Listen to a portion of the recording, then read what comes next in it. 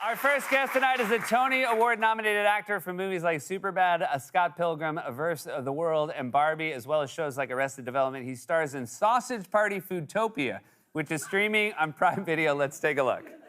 Now, I'm not even sure that this Hume will know what the sealing water is. They're dumber than you think they are. I mean, they can't be that dumb. They've built a whole society that's lasted for generations. Okay, I spent a whole day with a Hume before he chopped his own head off like a dummy. You know their brains aren't even in their heads, right? They're in their butts. No, they're not. You saw with your own eyes what douche did to the Dark Lord.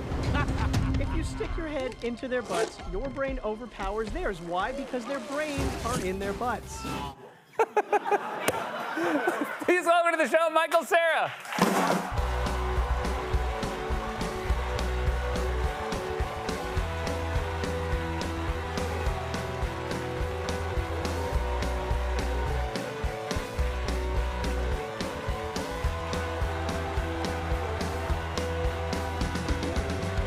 I'm so happy you're here. Oh, me too.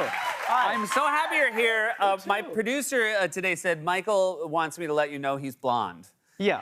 And I'm glad. I didn't quite know what to expect, but I am glad he told me. Well, I kind of want to apologize for it a little bit. You don't have to apologize. No, but the thing is, I mean, my hair is in a weird place right now. And I know that, and I know this is going out on TV and everything, Yeah. but that's all I wanted to say. Right Okay. That you know. Well, the thing is, I can't cut it right now because then I have like frosted tips. Yeah, that's true. Because, you know, it's like, or I dye it back to my own color, and that just feels wrong. It is for a movie, we should stress. It was for, yeah, I didn't just go crazy. I'm a working actor. This was a Wes Anderson film Yeah. that you shot in Berlin. Yeah, we just did it. How did you enjoy your time in Berlin? Well, Berlin is great. You know, my wife is German, so yeah. Germany got two more. Germany got two more woohoos than your hair did. Well, we're getting warmed up, but Yeah. But Berlin, I mean, I kind of wish that I wanted to live there because she would live there in a heartbeat and everything would be so easy. But I just kind of don't get it as a place. Have you been there? I have been to Berlin. I do like it, but It's I've only, great. yeah, It's I've only been great. there for like 2 days, but I can Yeah. see how an extended No, period for of 2 time. days it's wonderful. Yeah. But there's just something that's just too different about it. Like an example, like for me, the way that I would sum up my experience in Berlin is one day I was sitting in a cafe reading a book, and I heard over my shoulder the sound of like an 8-year-old girl crying, young girl crying. So I turned to look what was going on, and actually it was a 50-year-old man laughing.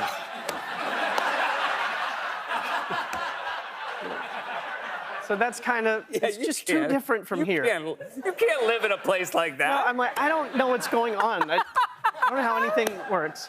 What about, but you guys live in Brooklyn. How does your German wife enjoy Brooklyn? She's really, I mean, I love Brooklyn. We've been there for a long time now, but she's kind of, now that we're raising 2 little boys, she's kind of like, you know, the fentanyl containers and the rats. We have rats coming into our home. Gotcha. We find droppings. It's a nightmare. Yeah, that's it's a living nightmare. hell. Yeah. And at some point, she's like, is it that bad that a 50-year-old man laughs like a little girl who's crying? Yeah. My arguments lose their power, but I do have an impression of Brooklyn as a place. Okay, great. Because I love it. Yeah. My impression of Brooklyn is you're always walking down the street, and about a block away, or maybe 2 blocks away, you hear a sound of a man go, yo! And you hear him go, yo! But you never see him, and you never know what he's trying to communicate or to whom. It feels like someone's working a machine and he's like, oh, you know, or something, but you never see it. You're never next to that. And by the time you get there, there's just no evidence. Can't find it. Yeah. You live in such fascinating places. It strains the brain. By the way, I would watch a travel show where you just do one tiny thin slice impression of every place in the world. There's just an episode called Brooklyn, and it's like 45 seconds long. And then there's an episode called Berlin, and it's like, I think that'd be a great reduce show. people's lifestyles, entire lifestyles, whole swaths of culture. We obviously last year there was a writer's strike, and I reflect back to the previous writer's strike in 2007, 2008.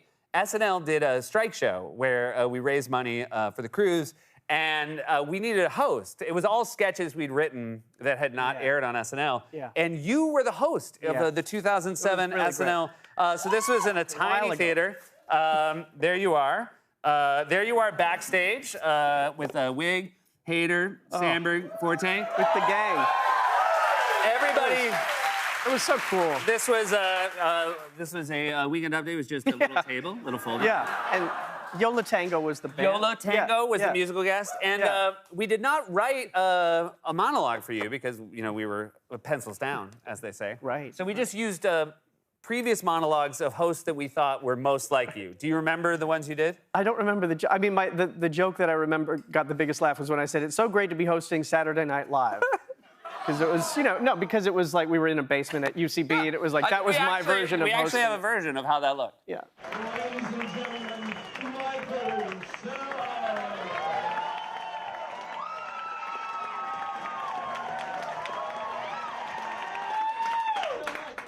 It's so great to be hosting Saturday Night Live. I'll admit, I thought it would be nicer. That was a very cool thing. We were always in your debt for that very, very special. I remember day. It was really special. I remember that you were actually holding the cue cards. I did hold the cue cards, yeah. Yeah, I have a lot of respect for what Wally does night in and night out after holding the cue cards. This Sausage Party Foodtopia, this is a series that is a sequel to the very funny film Sausage Party. Yeah. You play a deformed hot dog. Mm-hmm. How does it happen when your friend Seth Rogen reaches out? Like, how does he describe the part to you? I think just like how you just did. It's a hot dog, I'm a hot dog. There are other foods. And it's an incredible cast. It's an incredible cast. Rogen, Ed Norton, Kristen Wiig. Yeah. Fun to work with? The thing is, so I did the whole series in my home, in my basement. I engineered it myself. Oh, wow. The sound's very good. Yeah. And, but so that's all I have to say about it, really, because there are no anecdotes or anything. Yeah. It all blends together as one experience. And I just voice recording, trying to get it right, trying to please them, and it's very boring to talk about. Yeah. Have you at least talked to them about it since it's come out? No. I don't have any contact with most people I work with. I'm not in contact. Is this sort of the ideal collaboration for you, that you never left your home and never spoke to any of your castmates? To be honest, during COVID, when everything started just happening at home, as far as like voice work, I do kind of enjoy that more. Yeah. Because I'm very lazy. And instead of it being a 3-hour day, like travel, you just roll, you're in your pajamas. I keep the camera off. Yeah. And I just do my work, and I make a living that way now. It is animated, Yeah. and you have 2 young children. Yeah. They cannot watch it. No. The first episode, I was crying, laughing at how quickly animals were. Not animals. Food. There was just so much food having sex in the first 10 minutes. Yeah. Graphic. I don't need my sex. guys to. Yeah. I don't want my kids to get a complex about food at this early age. It's hard enough for young kids to eat. I'm trying to feed them already. you know. But they don't want to watch like broccoli going down on somebody. Hey, I didn't write the show. That is the show. I mean, the show is really kind of convenient in a way, because if you like comedy, you can watch it for the last, and then you can also see food having sex all in one place. Yeah, right. If like you like jokes, but you also like watching food have sex, and you've never had both. You have in limited the same time. and limited time. It's really funny, and it's always it's great to see you in person. It's great to hear your voice, and thank you so much. Thanks Michael. for having me. It's a pleasure. Thank you, Sarah. Thank you.